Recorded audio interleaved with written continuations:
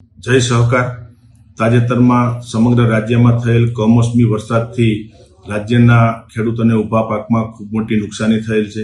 આ નુકસાનીમાં ખેડૂતોને મદદરૂપ થવા માટે રાજકોટ જિલ્લા સહકારી બેંક એ હંમેશા ખેડૂતોની બેંક રહી છે।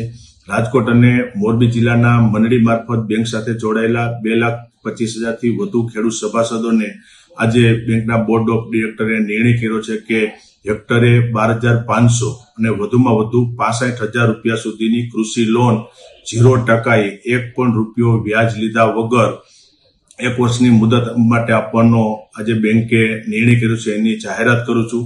આ લોન યોજના માટે મંડળી મારફત જોડાયેલા ખેડૂતોએ જે તે ગ્રામ્ય વિસ્તારની મંડળીનો સંપર્ક કરવાનો રહેશે।